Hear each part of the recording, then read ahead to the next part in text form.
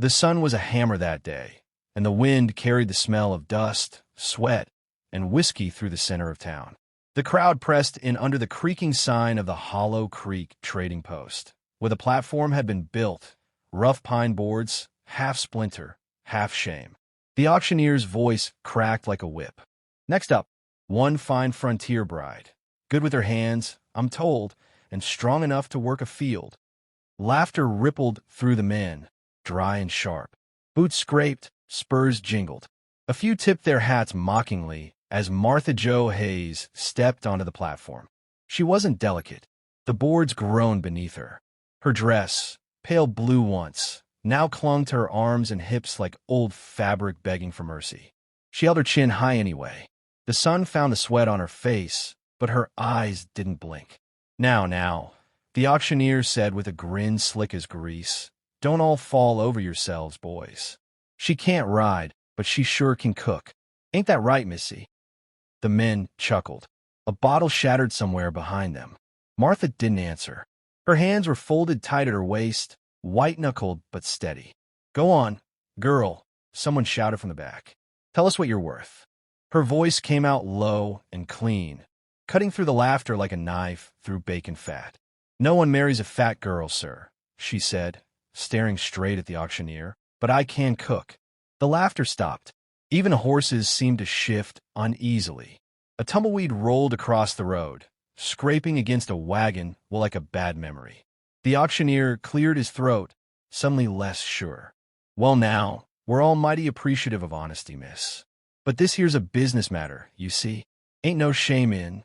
A deep voice interrupted from the edge of the crowd. How much for a woman who can cook and keep her word? Heads turned. The speaker was a tall man standing apart from the others, hat brim low, dust on his shoulders, and a shadow for a face. He leaned against a hitching post, his hands resting easy near his belt. Someone whispered, "That's Kane. Jedediah Kane." The name rolled through the crowd like thunder waiting for lightning. The auctioneer swallowed. "Well, Mr. Kane, I reckon." Kane stepped forward, slow and deliberate. His boots struck the dirt like drumbeats. "I don't buy people," he said. Then he reached in his coat, drew out a small leather pouch, and set it on the platform in front of Martha. The sound of coins hitting wood was louder than a gunshot. "But I pay my way. For supplies. For company. For partnership." The crowd murmured. Confusion, curiosity, a little fear. Kane didn't talk much. Folks said he'd buried his family with his own hands after the bandits came through 5 winters ago. Others said he'd killed half the men who did it. No one ever asked which story was true. Martha looked at the pouch, then up at him. The wind tugged at her dress. "You don't even know me," she said quietly. Kane's eyes, gray as old tin, lifted to meet hers. "I know enough," he replied. "You didn't look down when they laughed. That's all I need to know." A long silence followed. The auctioneer coughed. "Well now, Miss Hayes, seems you got yourself an offer, plain as daylight. Do you accept or—" "I accept," she said before he could finish. Someone snorted from the crowd. "Man's gone soft. Taking a cook for a bride." Kane turned his head slightly. "Say that again." The man opened his mouth, but one look from those gray eyes shut him fast. The tension broke like dry wood snapping. No one else spoke. Kane took Martha's small traveling bag from the ground himself. It wasn't much. A Bible, a tin spoon, 2 dresses, and a folded letter tied with twine. He offered her his arm without looking at her. She hesitated, then took it. They walked through the crowd as the whispers followed. "She's lucky. He's crazy. Won't last a month." But Martha didn't hear them. Or maybe she did and chose not to care. Her boots sank into the red dust beside his, her steps matching his stride, steady, unhurried. As they passed the blacksmith's forge, the fire hissed in the wind, spitting sparks like angry spirits. Martha flinched, then straightened again. Kane noticed, but said nothing. At the edge of town, his horse waited, a scarred old bay with eyes as tired as its owners. He tied her bag to the saddle horn and helped her up. She rode side saddle, awkwardly at first, but held tight. He mounted behind her, the wood creaking, the saddle leather groaning. The reins jerked once, and the horse started down the dusty trail. Behind them, The town faded. The laughter, the heat, the cheap music from the saloon piano. Ahead lay the open country, dry and endless. For a long time, neither spoke. Only the wind moved, whispering across the sagebrush. Finally, Martha said softly, "You don't seem like the marrying kind, Mr. Kane." "I ain't," he said. "You?" She smiled faintly. "Never got the chance." The silence between them wasn't empty anymore. It was something else, something that breathed. As the sun sank lower, Kane nodded toward the horizon. "That ridge there? My ranch sits beyond it. Land's rough. Cattle are mean. But it's quiet." "Quiet's good," Martha said. He gave a half-smile, the first sign of warmth breaking through the dust. "Ain't no one out there but me and the ghosts." She looked at him then, seeing more than she expected. The lines around his mouth, the old pain behind the gray eyes. "Then I'll cook for them too," she said. He looked surprised, then gave a short laugh that sounded rusty from disuse. "Fair enough." The road stretched on, winding into the crimson glow of evening. The sound of hoofbeats echoed off the canyon walls, two riders moving toward something neither could name. As they disappeared over the ridge, the last of the sunlight caught the empty platform back in town. The coin still sat where he'd left them, untouched. The auctioneer stood staring at them, shaking his head.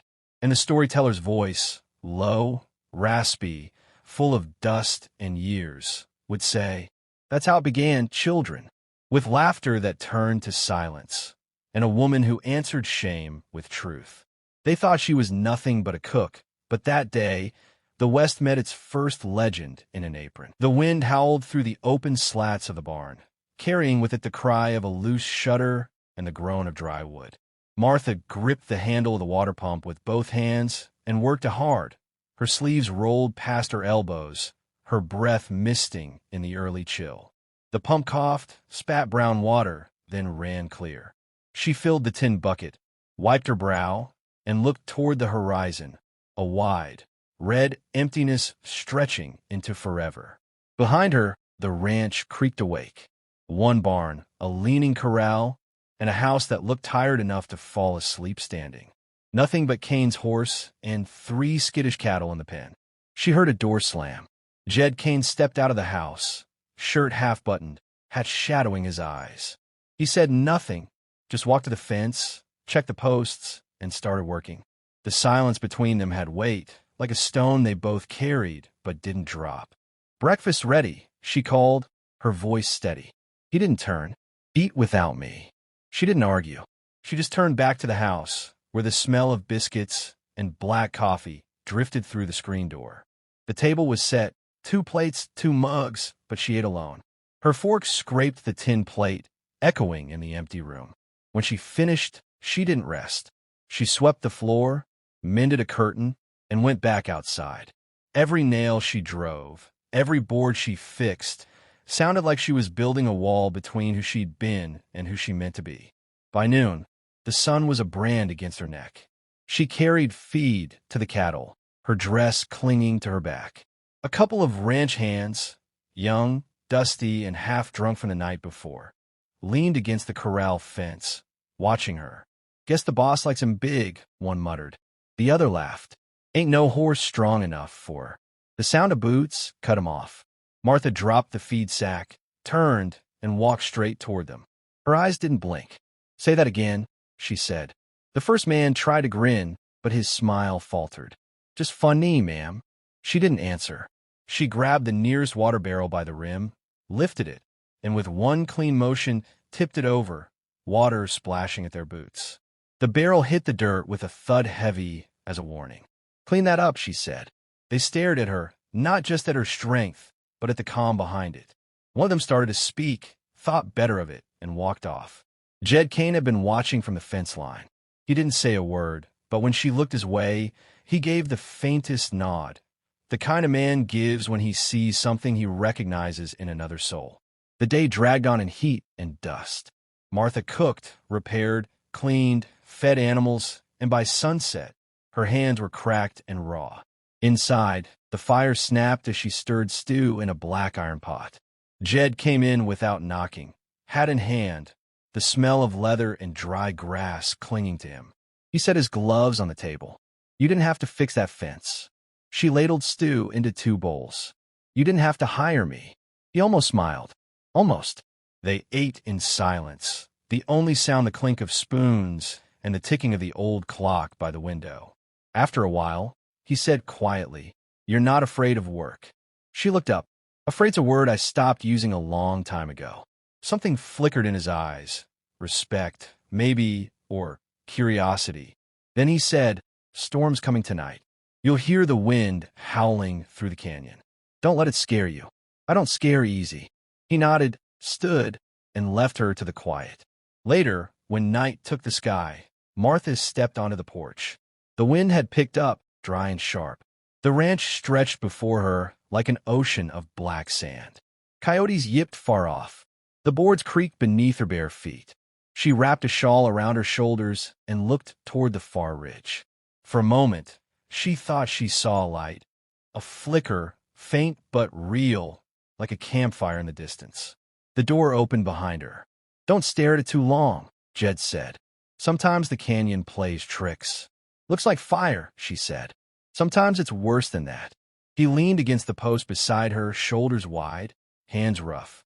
The silence between them wasn't heavy anymore, just hollow, like space being cleared for something that hadn't yet arrived. "You said this place was quiet," she murmured. He exhaled through his nose. "Quiet don't mean peaceful." They stood that way for a long while, listening to the wind claw at the eaves. Then, faint as a ghost, came a sound that didn't belong, a pop, distant but sharp, like a rifle cracking far away. Martha froze. Jed's head turned toward the ridge. "You hear that?" "Sounded like thunder," she said, though she knew it wasn't. He shook his head. "Ain't no storm yet." He went inside, came back with his rifle, and rested it by the door. "Just coyotes, maybe," he said, though his voice didn't believe itself.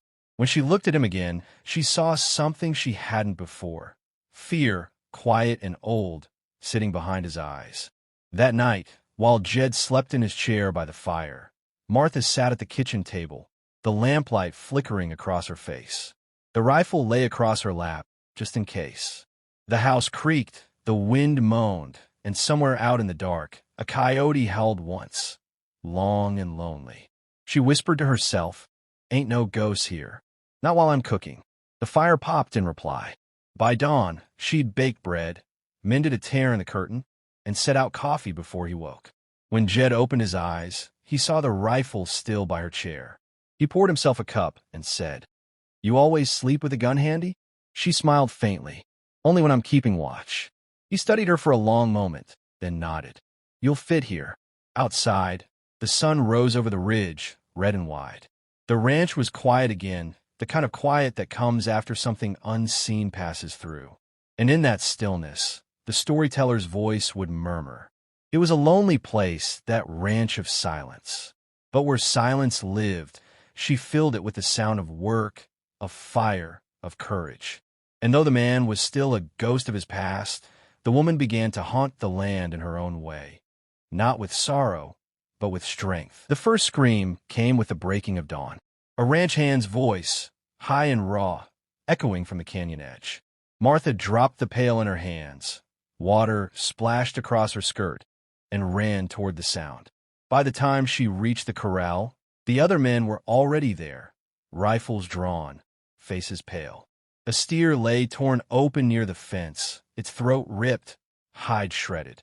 The dust was soaked dark around it. "Coyotes," one man muttered. Jed Kane knelt by the carcass, his fingers tracing the ground beside the tracks. He didn't answer. The wind caught his hat brim, fluttered his coat. His jaw tightened. "No coyote did this," he said. Martha stepped closer. "Then what?" He stood slowly, eyes cutting toward the ridge. "Men." The air seemed to thin. The ranch hands glanced at each other. One spat in the dirt, nervous. "You sure, boss?" Jed didn't reply. He turned toward the barn, voice hard. "Saddle up. 2 men to the creek, 2 to the south trail. Move quiet. If you see riders, don't shoot unless they start it." The men scattered. Martha followed him to the barn. "You think it's them, don't you?" Jed's hands trembled just enough to show. He busied himself tightening a saddle strap. I told you once this land wasn't peaceful, he said. Maddox's kind don't forget. They were wolves long before I left them. She stood there, watching him, dust spinning between them like smoke. Then they're not here for cattle. He met her eyes. They're here for me. He reached for his rifle, slung it across his shoulder, and headed for the door. Martha caught his arm. You go alone, you don't come back. He looked at her hand. Small, strong, firm as a promise. You plan on stopping him with a skillet? Her grip didn't waver. I plan on standing where I belong. Same as you. A long silence hung between them.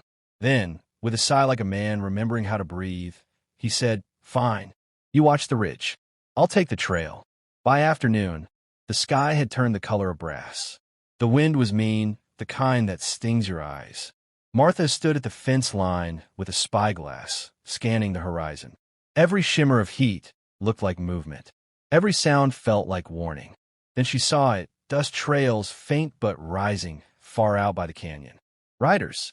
For no 5. She shouted toward the barn. Jed. He was already there, rifle in hand, face gone pale beneath the brim of his hat. He looked once long, and then said, They're coming. The men gathered in the yard, guns loaded, voices low. Martha walked through them, checking cartridges, handing out water. She didn't flinch when they stared at her like she didn't belong. You eat? She asked one. He blinked. Ma'am, you shoot hungry, your hands shake. Sit. Eat. They obeyed. Even Jed didn't argue when she thrust a biscuit into his hand. By sundown, the riders had vanished into the haze. The men waited. The wind died. Too quiet.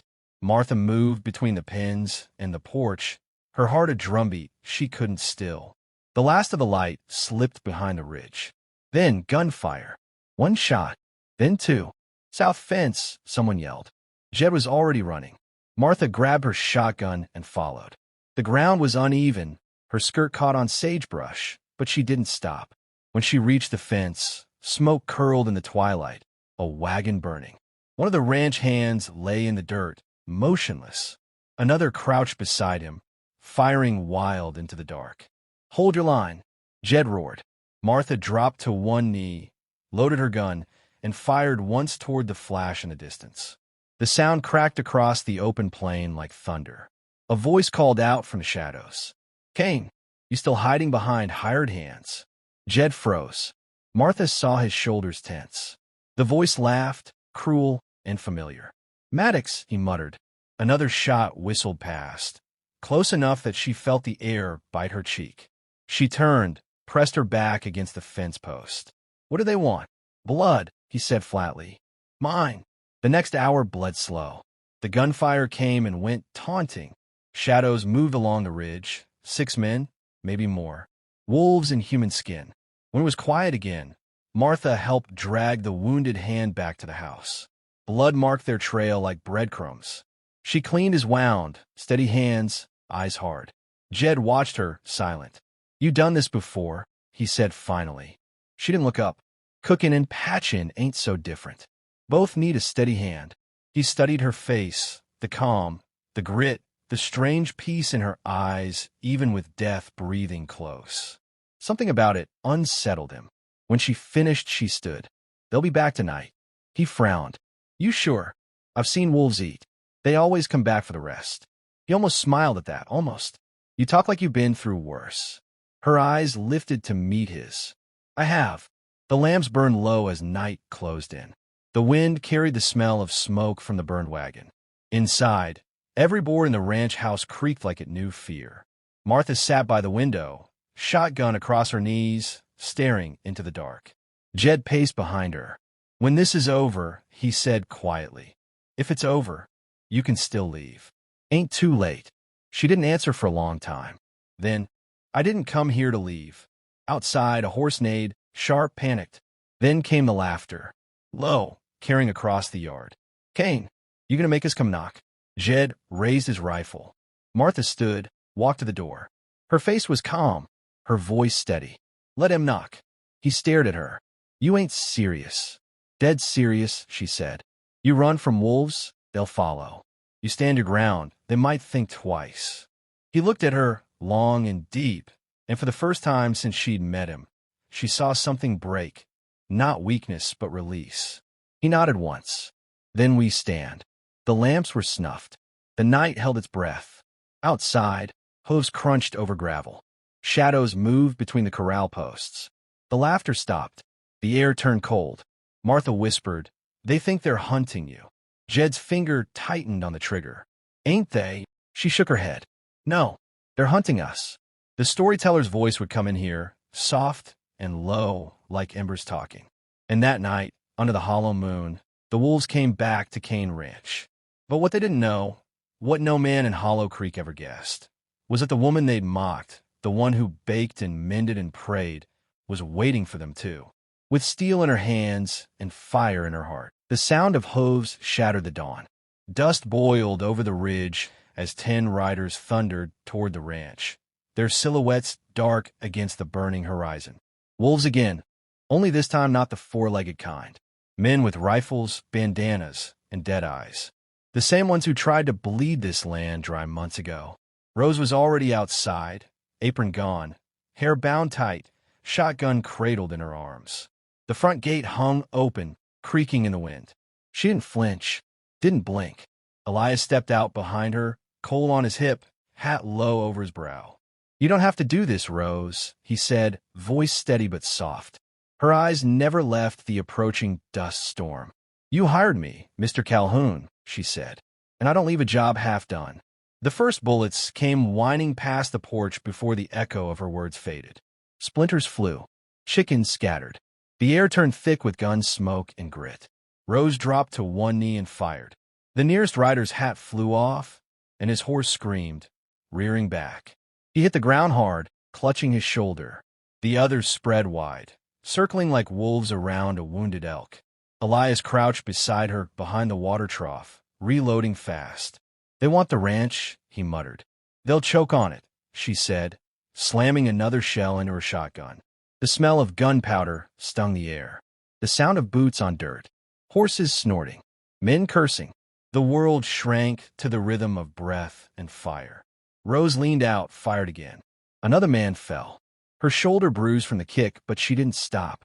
One of the outlaws, a tall man with a red scarf and a voice like gravel, shouted from the ridge, "We don't want you, lady." Just the man. Rose's jaw tightened. She rose just enough for her voice to carry. "Then you'll have to kill his wife to get him."